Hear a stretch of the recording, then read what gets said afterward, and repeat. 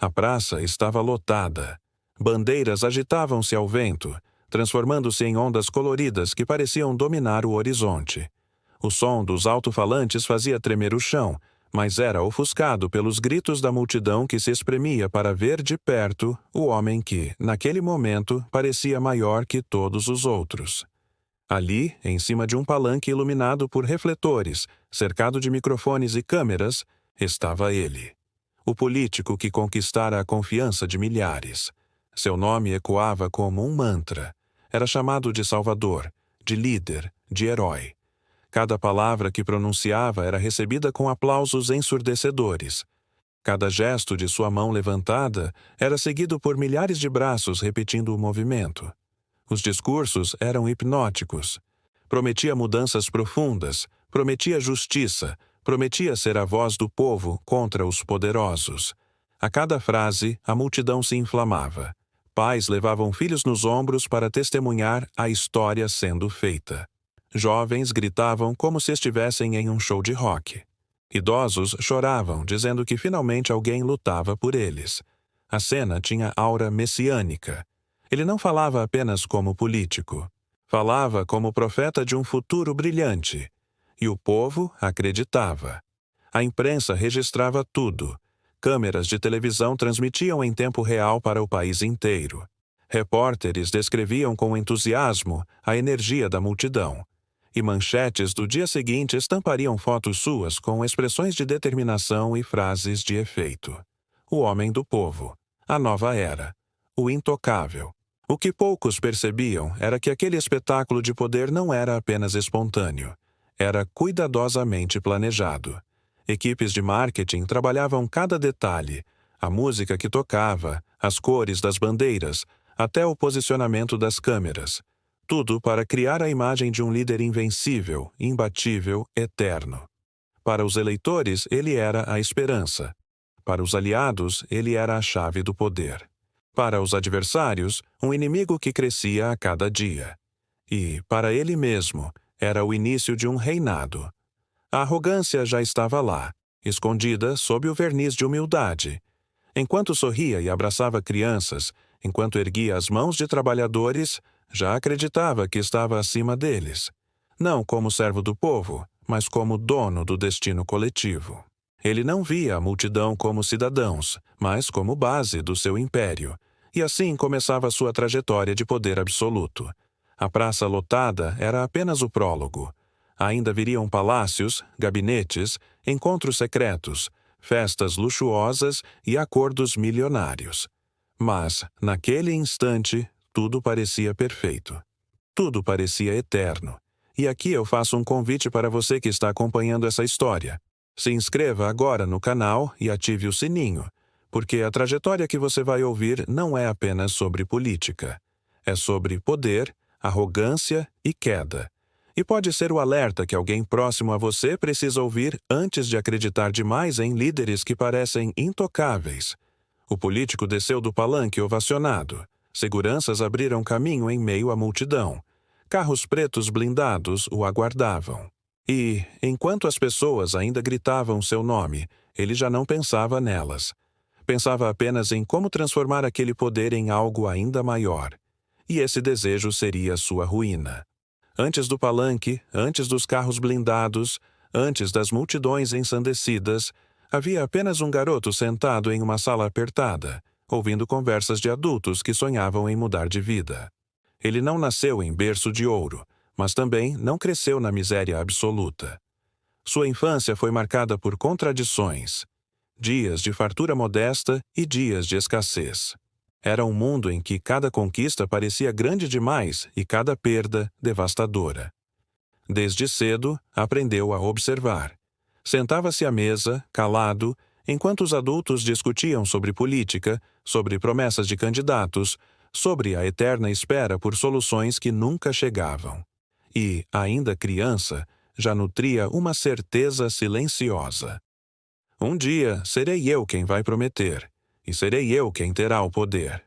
Essa chama começou a crescer quando percebeu algo.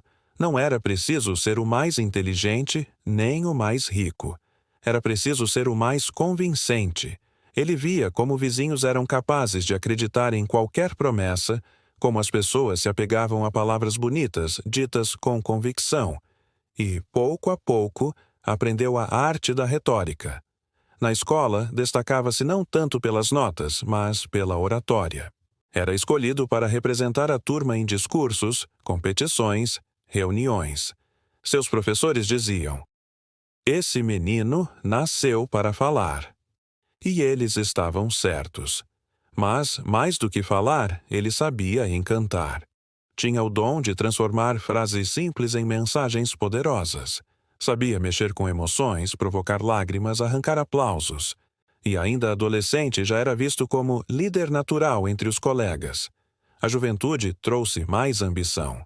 Ingressou em organizações estudantis, participou de protestos, liderou comícios improvisados em praças. Ali, descobriu o poder viciante da liderança.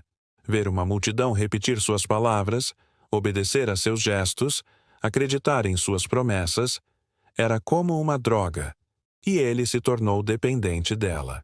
Os primeiros cargos vieram cedo. Primeiro, na associação de moradores, depois, em conselhos comunitários. Sempre galgando degraus, sempre acumulando visibilidade. Sabia que cada passo era apenas preparação para algo maior. E, quando chegou à universidade, mergulhou definitivamente no mundo político. Ingressou em partidos, fez alianças, aprendeu o jogo dos bastidores. E logo percebeu: a política não era feita apenas de discursos apaixonados. Era feita de negociações, de trocas, de favores, e ele aprendeu a jogar como ninguém. Os que conviveram com ele nessa época descrevem alguém obcecado. Não estudava apenas para obter conhecimento. Estudava para aprender a manipular. Lia sobre história, filosofia, economia, mas apenas para encontrar argumentos que pudesse usar. Cada frase que memorizava era munição.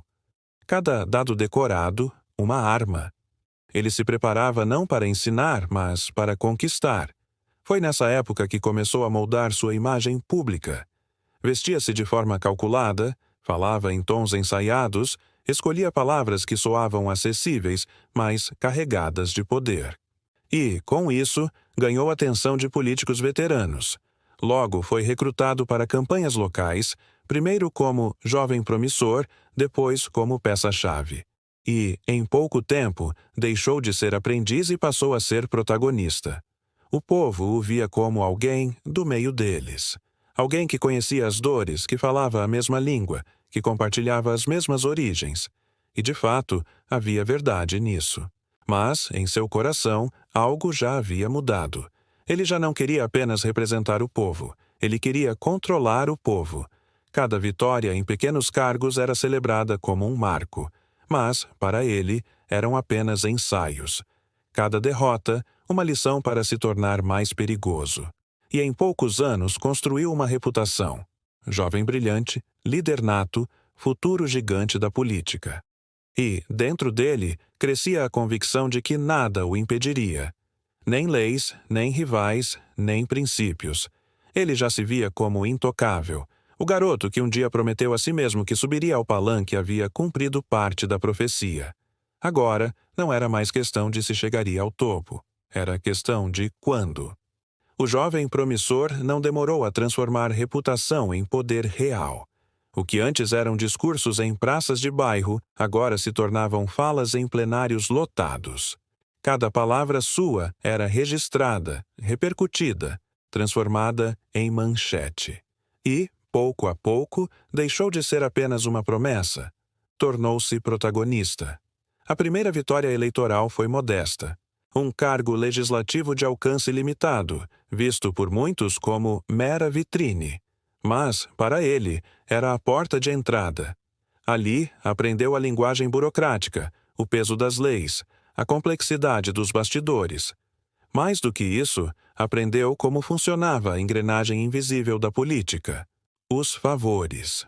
Cada voto que concedia, cada proposta que apoiava, era moeda de troca. E ele usava cada uma com frieza.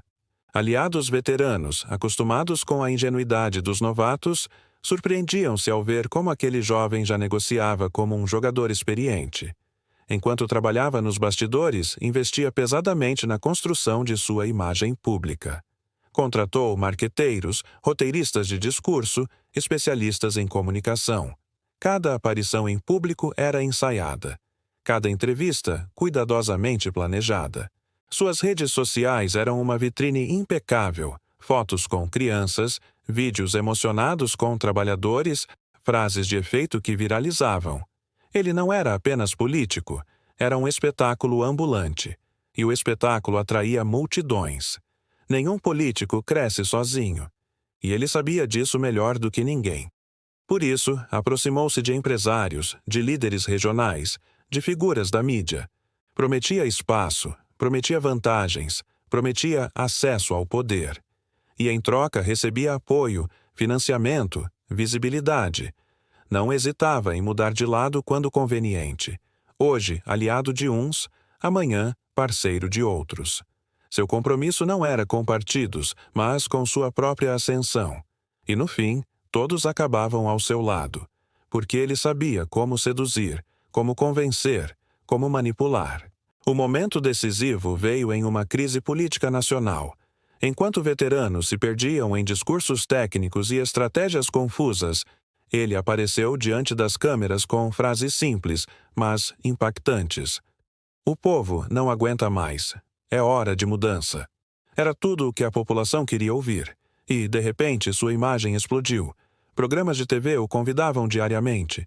Jornais o colocavam nas capas. Nas ruas, seu rosto estava em cartazes, camisetas, bandeiras. Ele havia se transformado no símbolo da renovação. Com a popularidade em alta, conquistou cargos cada vez maiores. Foi eleito para posições de destaque, ganhou poder de decisão em áreas estratégicas. Seus discursos arrastavam multidões, suas entrevistas viravam tendências, seus aliados se multiplicavam. E, diante disso, sua arrogância cresceu. Já não se via como político comum, se via como indispensável, intocável, imortal na arena política. Mas, ao mesmo tempo em que subia, aumentava também o escrutínio. Adversários começaram a investigar sua vida. Jornalistas cavavam seu passado. O que antes era visto como juventude inspiradora começava a revelar contradições. Havia denúncias discretas, acusações abafadas, suspeitas não comprovadas. Mas, por enquanto, nada o atingia. Porque sua popularidade era escudo, e ele usava esse escudo como arma. A ascensão meteórica consolidou sua imagem como líder nacional, mas também plantou a semente da ruína. Porque quanto mais alto se sobe, maior o impacto da queda. E ele, cegado pelo brilho do poder, não percebia que já caminhava sobre gelo fino. Ele já não caminhava sozinho. Ao seu redor, um exército de seguranças, assessores e aliados ocupava cada espaço, como se o próprio ar que respirava tivesse sido comprado. Era a imagem do poder consolidado. O político que antes subia em palanques improvisados em praças populares agora discursava em auditórios luxuosos, rodeado por empresários e autoridades que disputavam cada segundo de sua atenção. Sua agenda era uma sequência de reuniões fechadas, viagens internacionais e jantares de gala, onde cada taça de vinho custava mais do que o salário de um trabalhador comum. A mídia, que antes o via como promessa, agora se ajoelhava diante dele. Manchetes eram moldadas para exaltar seus feitos. Entrevistas eram roteiros cuidadosamente preparados. Programas inteiros eram construídos em torno de sua figura. Repórteres sabiam que desafiar seu nome poderia custar carreiras. Proprietários de canais de TV e jornais sabiam que financiamentos, contratos e privilégios dependiam do alinhamento com sua narrativa. Ele havia conquistado não apenas o poder político, mas o controle da opinião pública. Empresários formavam fila para serem vistos ao seu lado. Bancos, construtoras, indústrias. Todos sabiam que ter sua bênção significava contratos milionários e vantagens regulatórias. Cada reunião era um jogo de xadrez silencioso, no qual favores eram trocados, promessas eram feitas, acordos eram selados com apertos de mão. O político sorria, cumprimentava, fazia discursos inflamados sobre crescimento e futuro. Mas, em seu íntimo, já não falava para o povo. Falava para os que realmente controlavam o dinheiro. A cada nova eleição, sua vitória parecia inevitável.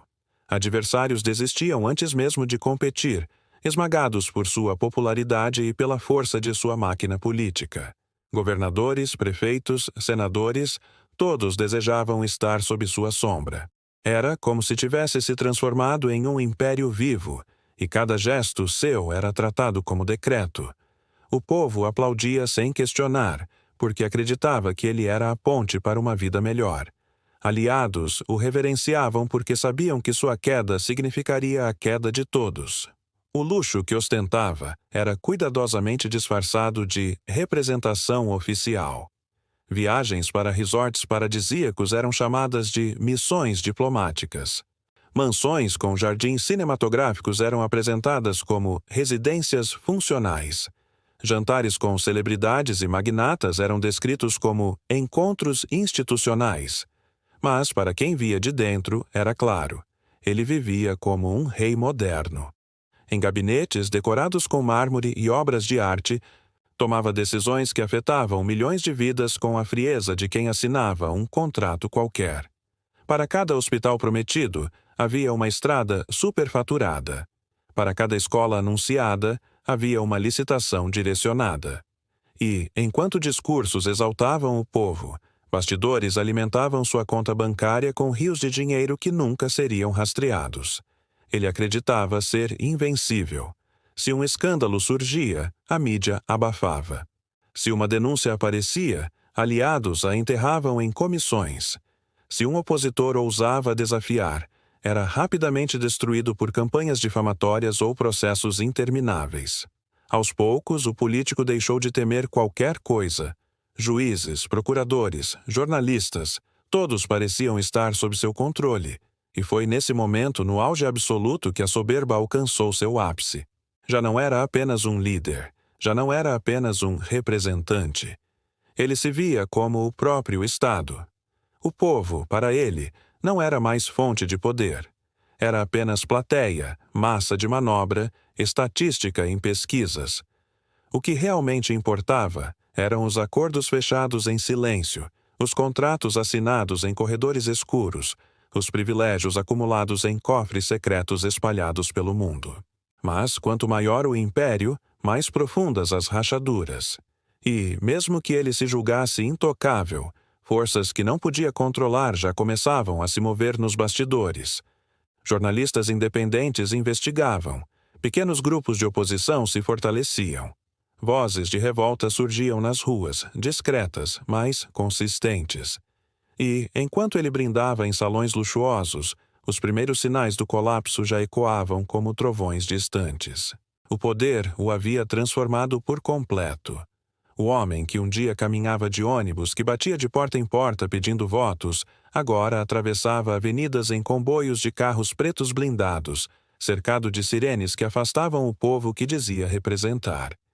Se antes sorria para todos nas ruas, agora seus olhos não se encontravam mais com os da população. Vivia cercado de tapetes vermelhos, de banquetes preparados por chefes internacionais, de viagens a destinos paradisíacos disfarçadas como missões oficiais. As mansões se multiplicavam. Uma em cada canto estratégico, litoral, serra, capital.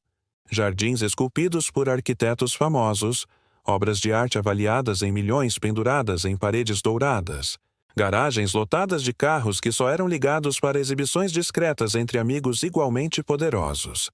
Tudo isso sustentado com dinheiro que jamais poderia ser explicado em planilhas oficiais. As festas eram um capítulo à parte. Reuniões que começavam como encontros políticos transformavam-se em celebrações privadas com champanhes raros, artistas contratados a peso de ouro, empresários disputando quem ficaria mais próximo do centro da roda. Cada sorriso falso escondia a real transação.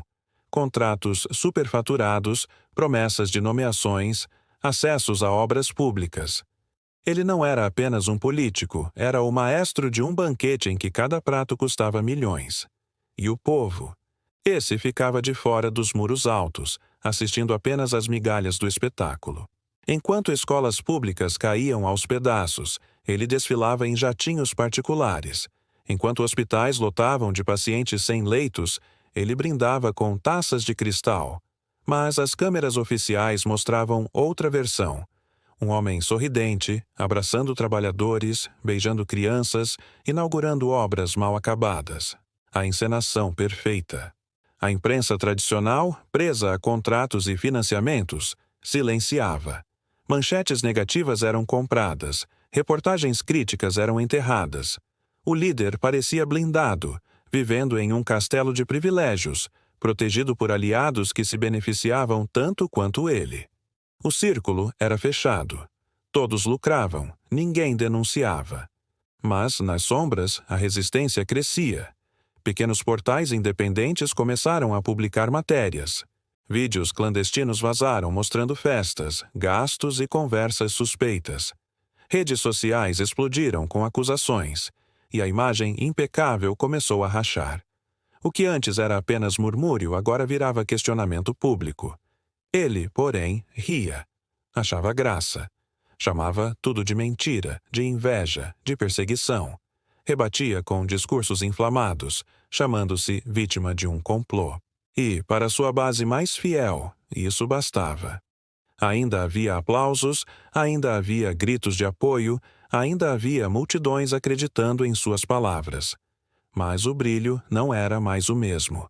O que antes era confiança cega, agora era misturado com dúvida silenciosa. O luxo, por sua vez, continuava. Ele não sabia mais viver sem ostentar. A cada nova denúncia, respondia com mais extravagância. Se diziam que havia gasto demais em viagens, exibia uma nova mansão. Se acusavam de contratos fraudulentos, organizava uma festa ainda mais cara, como se quisesse provar ao mundo que continuava no controle, que nada poderia atingi-lo. E é aqui que eu quero que você reflita comigo. Até que ponto o poder cega uma pessoa a ponto de fazê-la acreditar que está realmente acima da lei? Você acha que, no lugar dele, teria percebido os sinais ou teria caído na mesma armadilha da arrogância? Deixe sua opinião nos comentários e aproveite para se inscrever no canal, porque ainda vem o ponto de virada mais chocante dessa história. O político poderoso acreditava ser dono do destino do país. Mas o destino, implacável, já afiava a lâmina que cortaria seu império pela raiz. E, quando o golpe viesse, não haveria luxo, nem palácio, nem microfone capaz de salvá-lo. As primeiras sombras surgiram discretas, como pequenas manchas em um quadro perfeito. Um contrato questionado aqui, uma denúncia tímida acolá. No começo, nada parecia ameaçador. Seus advogados resolviam rapidamente, aliados políticos abafavam escândalos, a imprensa silenciada tratava como boatos infundados. Mas as rachaduras estavam lá, invisíveis para quem só olhava o brilho, visíveis para quem se aproximava demais. A máquina pública, que parecia girar suavemente sob seu comando, começou a ranger. Empresários que antes eram aliados passaram a cobrar mais espaço. Prefeitos e governadores que o apoiavam começaram a murmurar insatisfação em reuniões privadas. Havia atrasos em obras, superfaturamentos escancarados, promessas não cumpridas. E, por mais que tentasse esconder, a insatisfação crescia. Dentro do seu círculo íntimo também surgiram as primeiras traições. Assessores próximos, que sabiam demais, passaram a negociar informações com jornalistas independentes. Documentos secretos começaram a vazar. Gravações comprometedoras apareciam em redes sociais, mostrando reuniões privadas, diálogos sobre desvios, risadas sobre contratos superfaturados. No início, ele negava tudo com firmeza. Chamava de montagens, invenções, armações da oposição. Mas o povo começava a duvidar. A arrogância, no entanto, não o deixava perceber o perigo. Ele se via intocável. Quando surgia uma denúncia, fazia questão de aparecer em público ainda mais imponente, ainda mais confiante. Caminhava com o peito estufado, sorria para câmeras, dizia frases de efeito que arrancavam aplausos. Mas, por dentro, o incômodo crescia. Ele sabia que havia coisas que não poderiam ser reveladas. Sabia que bastava um fio puxado para que todo o tecido desmanchasse. As reuniões secretas se tornaram mais tensas. Empresários cobravam garantias, aliados exigiam mais favores, líderes partidários pediam blindagem total. E ele, pressionado, distribuía privilégios como quem joga cartas em uma mesa prestes a virar. Cada escolha que fazia, cada contrato assinado, era mais uma pedra no muro de arrogância que o cercava. E, ao mesmo tempo, era mais uma rachadura na sua própria fortaleza. Enquanto isso, nas ruas, a revolta começava a ganhar corpo. Pequenas manifestações surgiam em capitais, organizadas por grupos que já não acreditavam em suas promessas. No início, eram facilmente ridicularizadas. Algumas centenas de pessoas, cartazes amassados, vozes abafadas pelo barulho da sua máquina de propaganda. Mas, aos poucos, essas vozes se multiplicaram. A insatisfação se espalhava como incêndio em campo seco. E ainda assim, ele ria. Chamava os protestos de meia dúzia de desocupados. Dizia que tudo não passava de invenção da oposição. Usava os microfones oficiais para minimizar a gravidade. E, enquanto o povo gritava nas ruas, ele brindava em salões luxuosos com seus aliados, como se nada pudesse atravessar aqueles muros dourados. Mas a realidade estava mudando. As primeiras pesquisas começaram a mostrar queda de popularidade. Pequena no começo, mas constante. Jornalistas independentes, antes ignorados, agora eram citados em conversas nacionais. As redes sociais já não eram só vitrine de sua glória, mas palco de denúncias virais. A blindagem que parecia indestrutível estava começando a rachar. Nos corredores do poder surgia a pergunta que ele se recusava a lhe ouvir. E se a queda for inevitável? Ele, no entanto, acreditava em sua própria propaganda. Olhava-se no espelho e ainda via o líder invencível, o intocável, o homem acima da lei.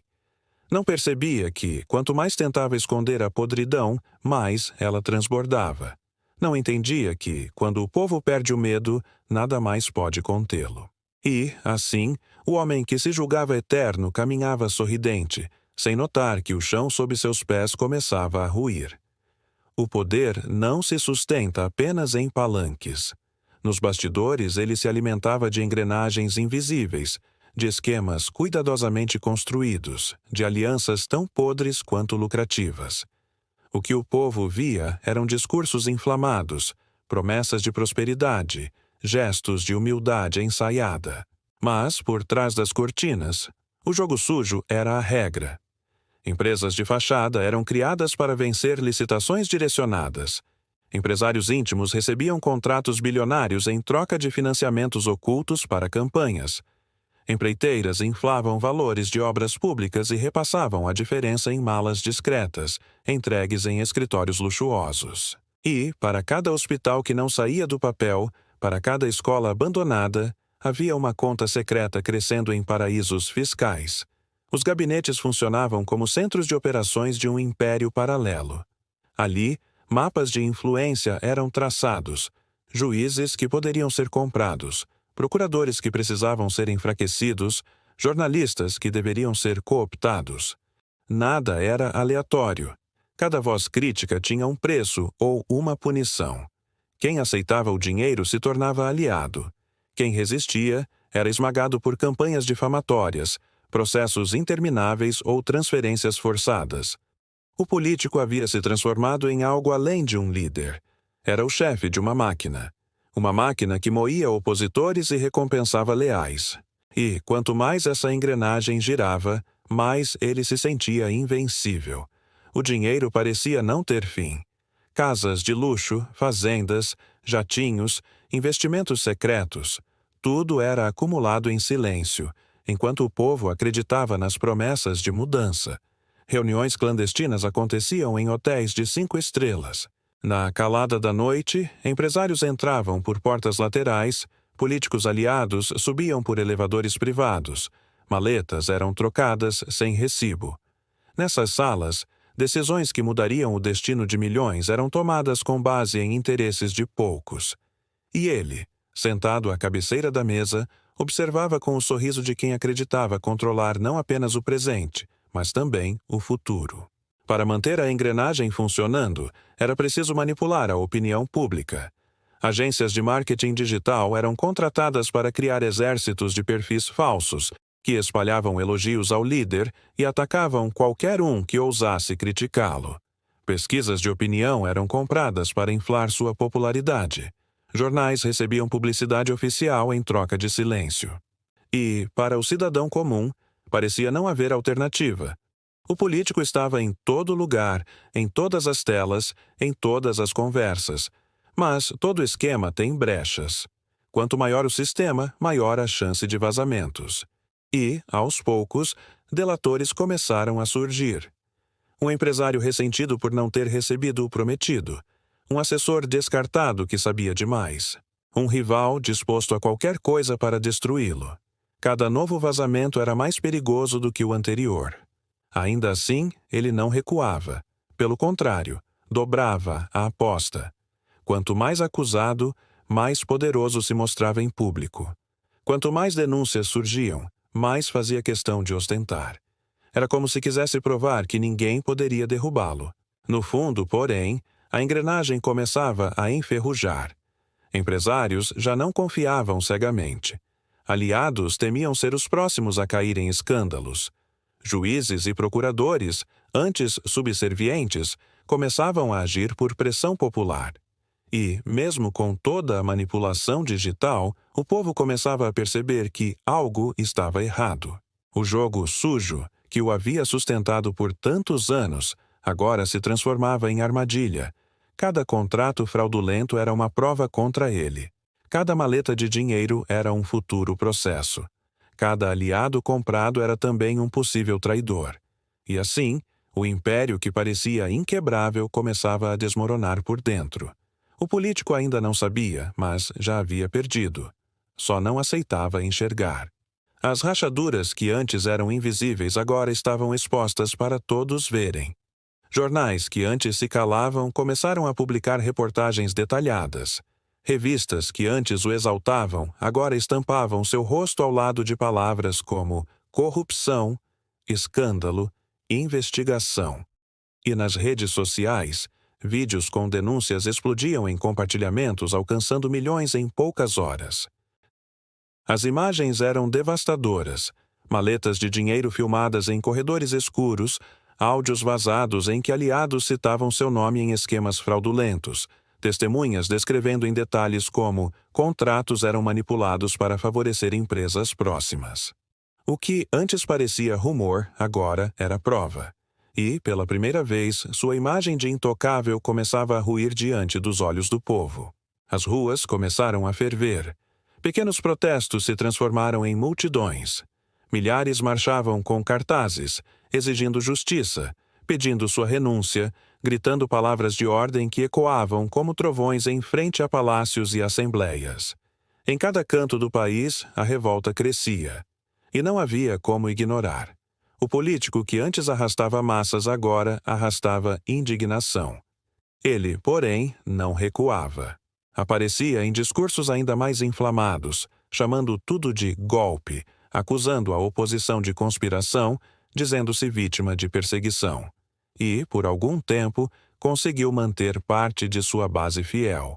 Mas o fogo das ruas não se apaga com palavras. A cada nova tentativa de se defender, mais provas surgiam, mais delatores apareciam, mais vozes se levantavam contra ele. Nos bastidores, aliados começaram a desertar. Empresários antes beneficiados cortavam laços para salvar suas próprias peles. Políticos próximos davam declarações ambíguas, tentando se afastar sem parecer traidores. Até mesmo familiares começaram a questionar suas decisões. O império que construiu ao longo de décadas estava desmoronando, não apenas pelas denúncias, mas pela perda de confiança. E nada é mais mortal para um político do que perder a confiança do povo. As pesquisas mostravam a queda livre. De líder absoluto passou a ser visto como inimigo público. De símbolo de renovação transformou-se em sinônimo de corrupção. E as manchetes antes bajuladoras agora eram implacáveis. Do poder ao colapso. O intocável que caiu. Exemplo de arrogância e destruição. E é aqui que eu quero te fazer uma pergunta direta. Você já percebeu como o todo-poderoso que acredita ser intocável acaba caindo da forma mais humilhante? Se essa reflexão já mexeu com você, inscreva-se no canal agora mesmo e ative o sininho, porque as próximas partes dessa história vão revelar o momento em que ele perde tudo, e você não vai querer perder esse desfecho. O político ainda tentava sorrir em público, ainda fazia discursos, ainda levantava os braços, ainda buscava aplausos. Mas os aplausos haviam se transformado em vaias. E os microfones que antes o engrandeciam, agora captavam apenas o som de sua queda. A imagem estava rachada, e nada poderia colá-la de novo. As ruas já não eram mais suas. Onde antes ecoavam aplausos e cânticos em seu nome, agora havia vaias, gritos de revolta e cartazes que exigiam sua saída imediata. Milhares de pessoas ocupavam avenidas, praças e escadarias de prédios públicos. Era um espetáculo de indignação coletiva. Famílias inteiras, trabalhadores, estudantes, aposentados, todos juntos, marchando contra aquele que um dia havia prometido ser a solução. As imagens corriam o país e o mundo. Helicópteros filmavam do alto as multidões que pareciam intermináveis. As televisões transmitiam ao vivo a fúria popular. E, pela primeira vez, a cena não era controlada por seus marqueteiros. Não havia ângulo favorável, não havia frase ensaiada. O que havia era a verdade nua e crua. O povo já não o queria. Do alto de seus palácios, ele observava os protestos com desprezo. Chamava-os de teatro armado, de invejosos manipulados pela oposição. Reunia aliados para garantir que ainda estava no controle. Mas, enquanto sorria em frente às câmeras, por trás das portas batidas sua fúria explodia. Gritava com assessores, culpava ministros, acusava jornalistas de traição. A arrogância o impedia de reconhecer que o chão havia desaparecido sob seus pés. Os microfones também começaram a cair, literalmente. Em entrevistas, jornalistas deixavam perguntas afiadas escaparem. Em debates, aliados titubeavam ao defendê-lo. Até a imprensa, que ainda lhe era simpática, começou a se calar, temendo ser engolida junto em sua ruína. E, pouco a pouco, sua voz, que antes dominava o país, foi perdendo força. O julgamento não estava apenas nos tribunais, mas no olhar das pessoas.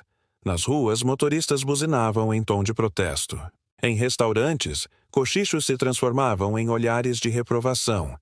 Em redes sociais, seu nome era acompanhado de chacota, de raiva, de indignação. Ele, que antes era reverenciado, agora era alvo de escárnio coletivo. Seus aliados mais próximos começaram a desertar em público. Um a um, davam entrevistas dizendo que não sabiam de nada, que sempre alertaram, que nunca compactuaram. Velhos amigos de partido desapareciam das fotos, empresários sumiam das agendas, apoiadores evitavam aparecer ao seu lado. O homem que parecia ter o mundo em suas mãos agora estava sozinho, preso em uma bolha de arrogância que se desfazia a cada dia. Mas nada foi tão doloroso quanto o olhar do povo. Ele havia construído sua imagem sobre a confiança dos humildes, sobre o abraço em crianças, sobre promessas de esperança. Agora, eram esses mesmos olhares que o condenavam.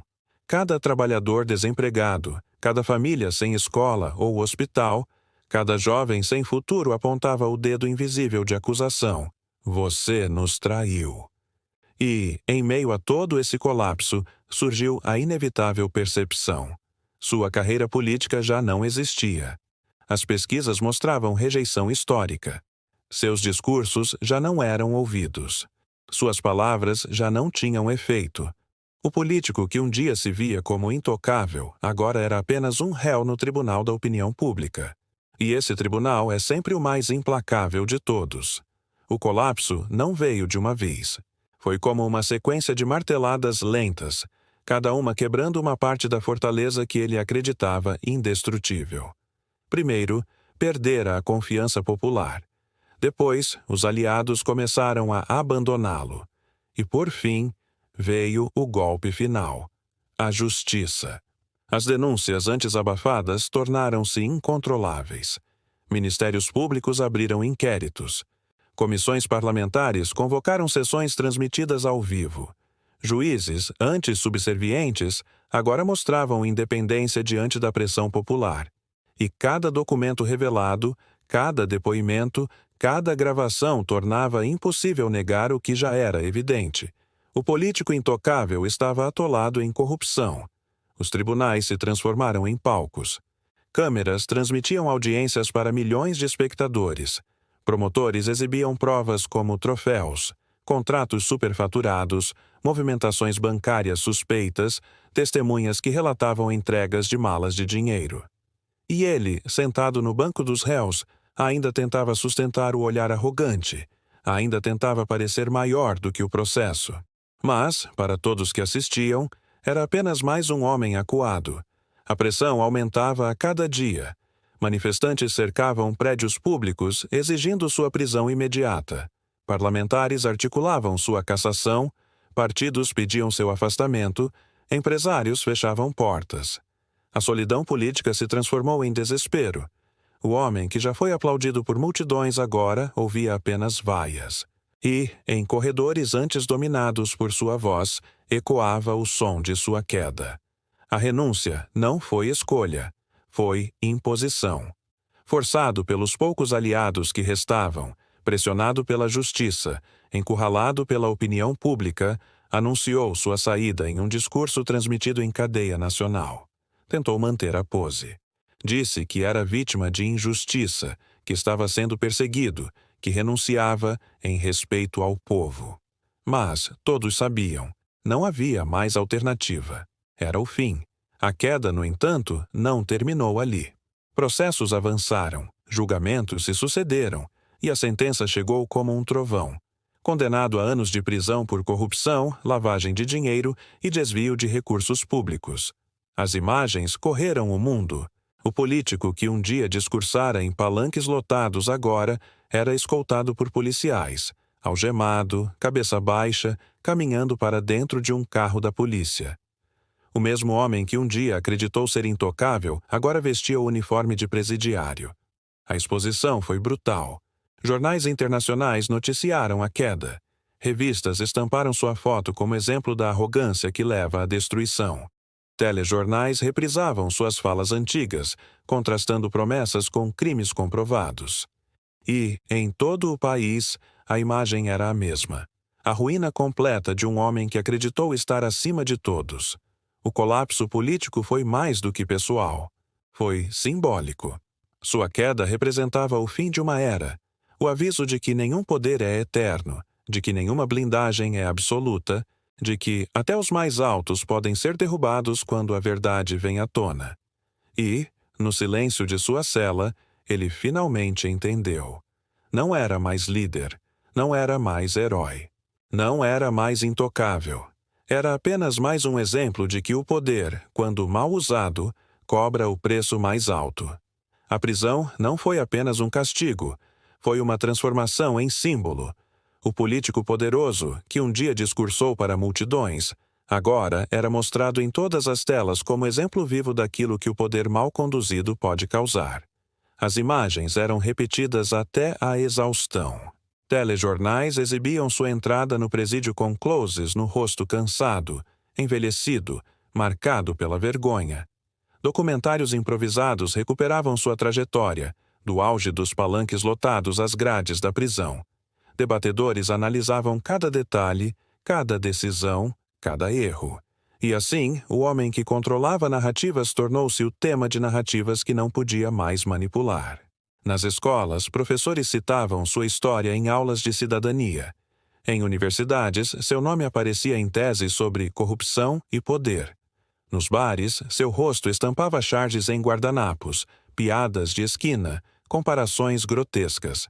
O intocável havia virado chacota pública. Até seus aliados o utilizavam como exemplo negativo. Políticos que antes disputavam espaço ao seu lado agora diziam em discursos: "Não podemos repetir os erros do passado", sem citar seu nome, mas deixando claro a quem se referiam. Era a forma de se afastar dele, ao mesmo tempo em que usavam sua queda como escudo. A família também não escapou. Esposas, filhos, irmãos, todos foram arrastados pela lama. Alguns se mudaram. Outros mudaram de sobrenome, tentando escapar da sombra que agora carregava peso insuportável. O nome, antes sinônimo de vitória, havia se tornado maldição.